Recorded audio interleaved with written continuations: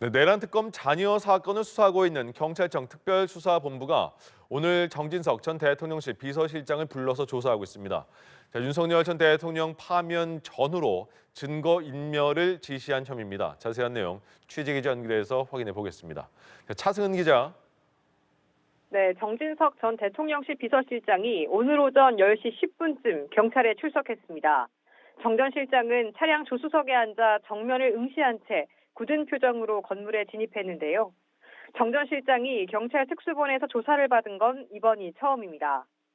정 전 실장은 윤석열 전 대통령 탄핵 심판을 앞두고 파면 결정에 대비해 대통령실 PC 천여 대를 초기화하라고 지시한 혐의를 받습니다. 특검은 지난해 4월 정 전 실장이 수석 비서관 회의에서 윤재순 전 대통령 총무비서관으로부터 플랜 B로 명명된 PC 초기화 계획을 보고받은 정황을 포착했습니다. 경찰은 이 과정이 12.3 비상계엄과 관련한 증거를 인멸하기 위한 시도였다고 보고 정 전 실장을 대통령 기록물 관리법 위반과 공용 전자기록 손상, 직권남용 등의 혐의로 입건했습니다. 오늘 조사에서는 PC 초기화 지시 여부와 그 경위에 대해 집중 추궁할 것으로 보입니다.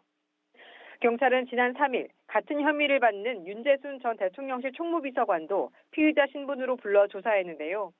앞서 특검은 윤 전 비서관이 직원들에게 제철소 용광로에 넣어 PC를 폐기하라고 지시했다는 취지의 진술을 확보하기도 했습니다. 네, 차승은 기자, 정치권의 공천원금 의혹도 살펴보죠. 강선우 의원과 김경전 서울시 의원 조만간에 구속 갈림길에 설 것으로 보이는 거죠?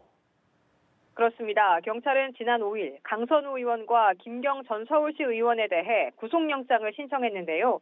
지난 3일 강 의원에 대한 두 번째 소환 조사를 마친 뒤 구속 수사가 필요하다고 판단한 겁니다. 경찰의 영장 신청을 넘겨받은 검찰은 조만간 구속영장을 청구할 것으로 보이는데 강 의원의 경우 현직 국회의원이라 국회 체포동의안 표결도 거쳐야 합니다. 경찰은 강 의원에게 정치자금법 위반과 배임 수재 혐의를, 김 전 시의원에게는 정치자금법 위반과 배임 증대 혐의를 적용했습니다.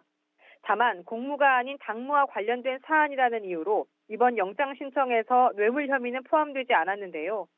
경찰은 향후 추가 조사를 통해 뇌물죄 적용까지도 검토한다는 방침입니다. 한편 경찰은 추가 고발 사건에 대한 수사에도 착수했습니다. 김 전 시의원은 고발당한 직후 미국 라스베이거스에서 열린 CES에 참석했는데 CES 출입증 10여 개를 발급받아 자신의 선거를 도울 사람들에게 제공했다는 의혹이 제기됐습니다. 서울 강서경찰서는 내일 고발인인 정의당 이상우 강서구 위원장을 조사할 예정입니다. 지금까지 보도국에서 전해드렸습니다.